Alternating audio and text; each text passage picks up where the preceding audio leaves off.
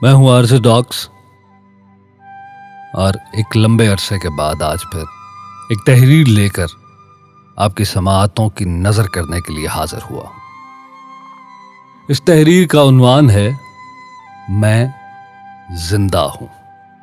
हकीकत है और सच भी यही है कि इंसान को खुदा ने इस काबिल बना दिया है कि चाहे तो सालों को लम्हों में समेट लेता है और कभी लम्हों के सफर को सालों में बखेर देता है। तमाम उम्र फिर ये दूसरों पे तबसरे करते हुए सब कुछ जानने का दावा करता है और फिर एक ही लम्हे में इस तरह से पैंतरा बदलता है। जब कोई इसके बारे में तबसरा करे तो ये कहता है कि मुझे कोई कैसे जान सकता है, जबकि मैं तो अभी खुद को खुद भी नहीं जानता। और फिर तमाम उम्र एक जोहद मुसलसल में गुजर जाती है। हर शख्स की हर रोज एक नई जुस्तजू, एक नई आरजू और रोज नया अज़्म लेकर कि आज मैं रोशनी हासिल करके अपनी जिंदगी को मुनव्वर कर लूंगा। मगर जब कोई शख्स रोशनी का पता पूछने बैठे तो ऐसे ऐसे मशवरे और हकायतें सुनाई जाती हैं कि जैसे बताने वाले की तमाम उम्र रोशनी में गुजर गई हो। जबकि हकीकत यह है कि हम सब अंधे हैं, क्योंकि अंधेरे में हैं और हमारी दूसरों को नसीहतें ऐसे हैं जैसे कोई अंधा अंधेरे कमरे में काले रंग की बिल्ली पकड़ने की कोशिश करे। और हर अंधा दूसरे अंधे की आंखें इस ख्याल से नोचता है कि कहीं उसकी मंजिल कोई दूसरा अंधा ना हासिल कर ले। मगर सच तो यह है कि हमारी असल बिनाई तब आती है जब बिनाई चली जाती है, और असल आंखें तब खुलती हैं जब आंखें बंद हो जाती हैं। और तब हम हाल को भूल जाते हैं और माजी पे गिरिया करते हैं और खामोश चीखें मारते हैं। मैं यहां अपने पढ़ने वालों से अर्ज करना चाहूंगा कि महज इसको तहरीर न समझें, इन लफ्जों में खुद को तलाश करें, क्योंकि हम सबकी कहानियां तकरीबन एक ही जैसी होती हैं, जिसमें बेशुमार काश, बेशुमार शायद, बेशुमार अगर, मगर और लेकिन पाए जाते हैं।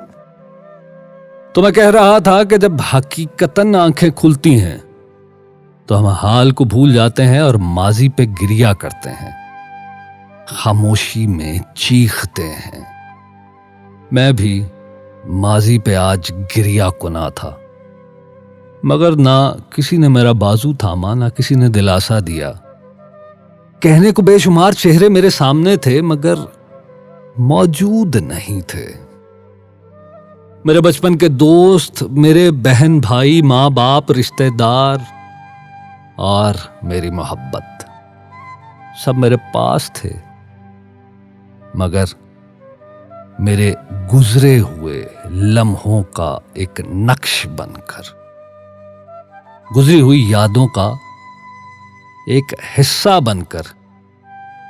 इसीलिए मौजूद तो थे मगर नहीं थे, और बस एक नहीफ सी,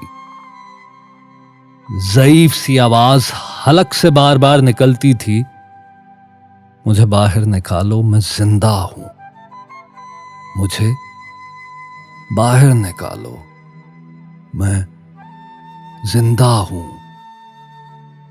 मैं अभी मरा नहीं हूं, मुझे बाहर निकालो। कोई तो मेरी आवाज सुनो, मुझे तुम सबके नाम याद हैं, तुम्हारे चेहरे याद हैं, तुम्हारे घर का पता जानता हूं। मैं तुम्हें भूला नहीं, तुम मुझे कैसे भूल गए। मैं जिंदा हूं, मुझे बाहर निकालो, मैं जिंदा हूं। मगर कौन सुनेगा? मानो मिट्टी के नीचे दबा हुआ एक बेकार सा वजूद हूं। अभी कल की बात थी कि मेरी गुफ्तगू लफ्जों के साथ खेलती थी। मेरे लफ्ज मेरे जज्बात को बयान करते थे, मेरे जज्बात कभी भड़कते कभी मचलते। अभी कल की बात थी कि दफ्तर में बैठा बहुत ही प्रोफेशनलिज्म का इजहार करता होता था। किसी को कभी डांट देना, कभी किसी से खुश हो जाना और सोचना कि किससे मुझे नुकसान है और किससे फायदा होगा। मगर अब यहां इस अंधेरे में क्यों जाग गया हूं? मैं इस अंधेरे में आखिर क्यों जाग गया हूं? जब रोशनी में मैं सोया रहा तो यहां अंधेरे में मेरी आंखें क्यों चमकती हैं? कोई मुझे बाहर निकालो, मैं जिंदा हूं, कसम बा खुदा मैं जिंदा हूं। वो तो बस एक आरजी सा लम्हा था जहां धड़कन रुकी थी, सांस रुकी थी। तो मुझे मुर्दा समझ बैठे, मुझे बाहर निकालो, मैं जिंदा हूं। मगर कौन सुनेगा? मनो मिट्टी के नीचे दबा हुआ एक बेकार सा वजूद हूं। मुझे एक एक करके सब बातें और मनाजिर याद आ रहे थे, जैसे तन्हाई में बैठकर हर शख्स अपने बचपन से जवानी और फिर आखिरी मंजर तक सब कुछ याद करता है।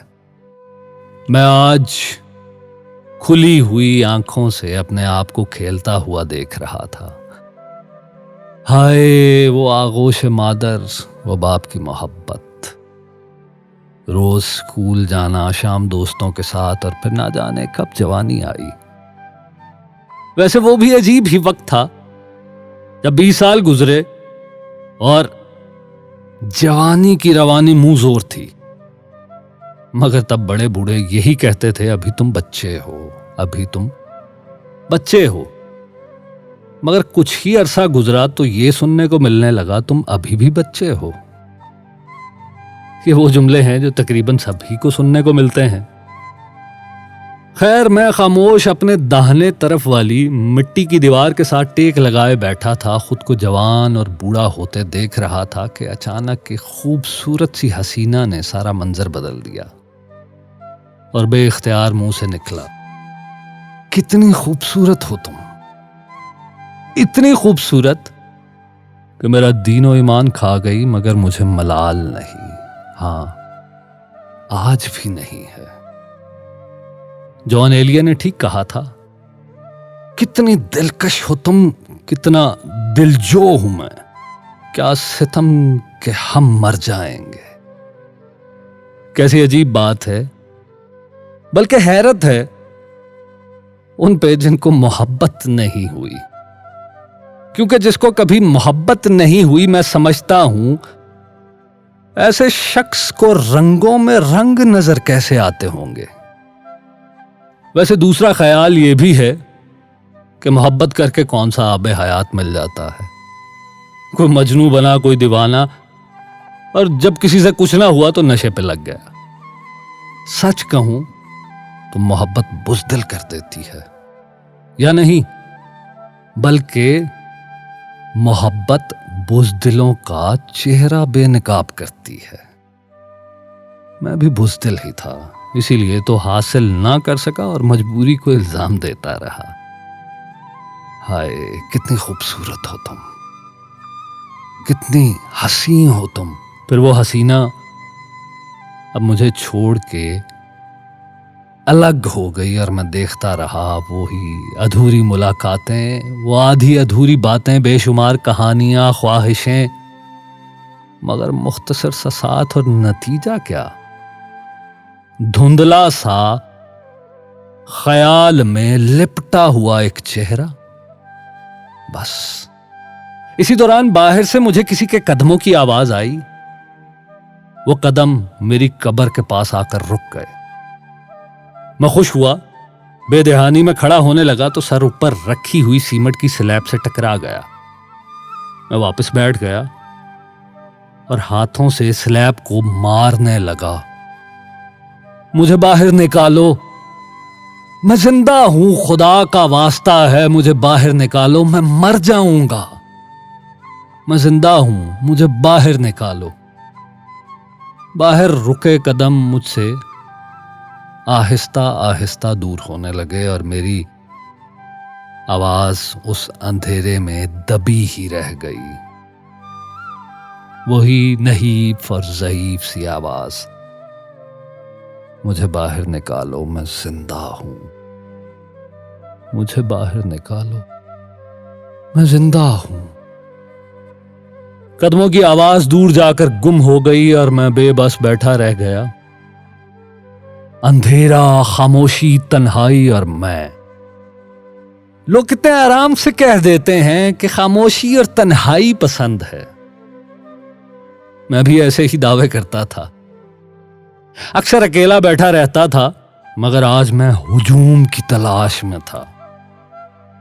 आज मैं शोर की तलब में था। खुद से बातें करते हुए फिर बोला, यही तो मसला है, यही तो मसला है हमारा। जो चीज मिल जाती है वो तुम्हें पसंद नहीं आती। तुम जिंदा भी ऐसे थे और मरने के बाद भी तुम ऐसे ही हो। नहीं, मैं तो जिंदा हूं। मैं अभी भी जिंदा हूं। मेरी इस तन्हाई में मेरी दिलजोई के लिए आज मैं ही मुयस्सर था। मैं खुद को फिर से खुली हुई हकीकत की आंख से देख रहा था, मगर मैं खुद ही खुद से अलग बैठा था। ये मेरे नकूश आज मेरे सामने हरकत कर रहे थे। मेरे देखते ही देखते मेरे बालों में सफेदी उभर आई और मैं आज खुद को देखकर हैरान था कि अभी कुछ लम्हे ही तो गुजरे हैं और जवानी बुढ़ापे में कैसे बदल गई। और रफ्ता रफ्ता सब रुफ़क़ा, अजीज, माँ बाप, बहन भाई दूर होते जा रहे थे।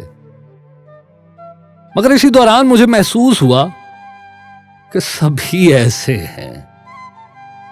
फिर एक लम्हे को मुझे खुशी हुई कि चलो, मैं अकेला ही अकेला नहीं हूं, यहां सभी अकेले और तन्हा हैं।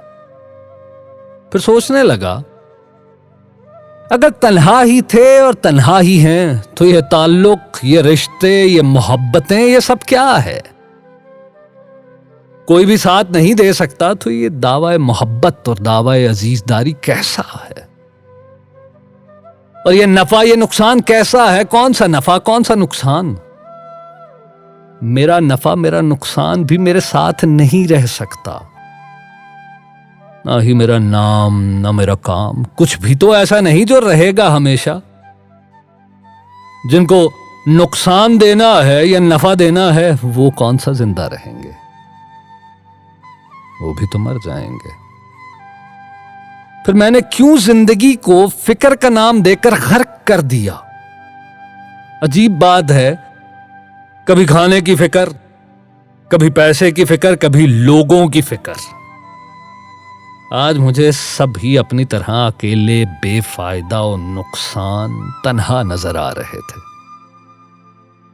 और सबके सब जिंदगी को बेवजह फिक्र की नजर किए जा रहे थे। जिंदगी तो बेफिक्र होकर जिंदा रहने का नाम है, क्योंकि हम एक बार आते हैं और एक बार के लिए ही आए हैं। तो क्यों माश और माशरा की कैद और बंद का शिकार हुए बैठे हैं?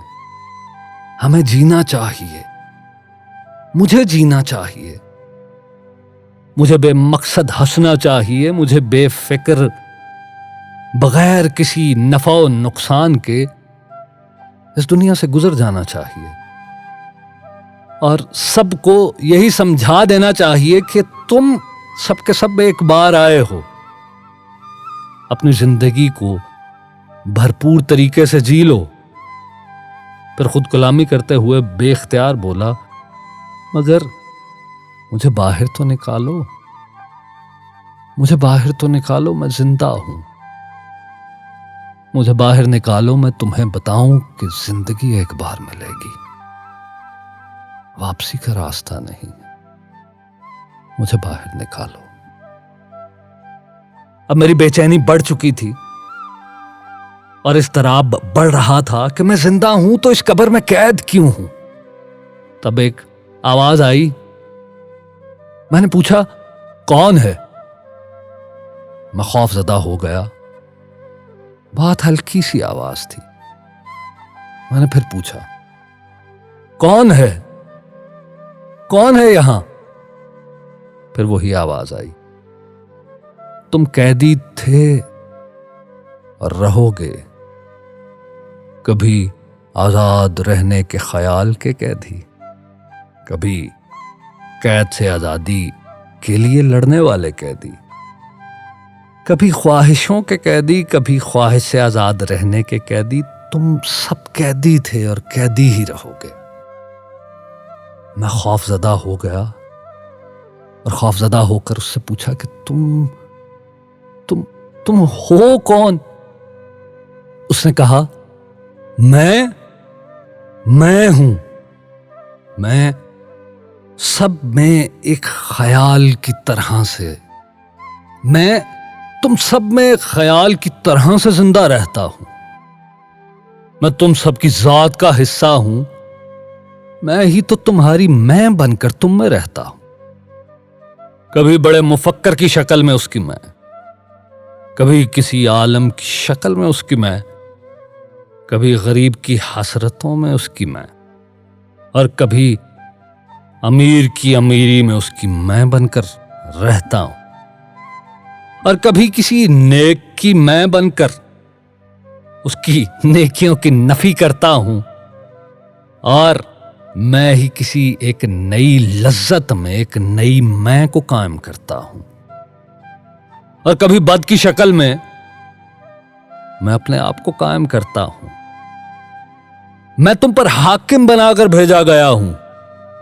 मैं तुम सब पर हाकिम बनकर आया हूं। तुम सब मेरे महकूम हो। तुम सब कैदी हो मेरे, सब अपनी अपनी मैं के कैदी। तुम मुझे मार नहीं सकते, क्योंकि मैं लज्जते वजूद हूं। और एक लज्जत की नफी दूसरी लज्जत के कयाम का नाम है। मैंने डरते डरते पूछा, मैं जिंदा हूं या मर गया? उसने हंसते हुए कहा, तुम जिंदा कब थे? तुम सब में सिर्फ मैं ही जिंदा रहता हूं। नहीं, मैं जिंदा हूं। हां, मैं जिंदा है और तुम मैं की सवारी हो। मैंने खौफ से चिल्लाना शुरू कर दिया, मैं जिंदा हूं, मुझे कोई बाहर निकालो, मैं जिंदा हूं, मुझे कोई बाहर निकालो। और उसने कहका लगाना शुरू कर दिया, हां, मैं जिंदा थी और मैं हमेशा जिंदा रहेगी। इसी दौरान मेरी आंख खुल गई। मेरा जिस्म पसीने से भीगा हुआ था, मगर मैं आज भी परेशान हूं कि मैं कौन हूं और क्या मैं वाकई जिंदा हूं, या मुझ में मेरी मैं जिंदा है। क्या मैं जिंदा हूं? क्या मैं जिंदा हूं?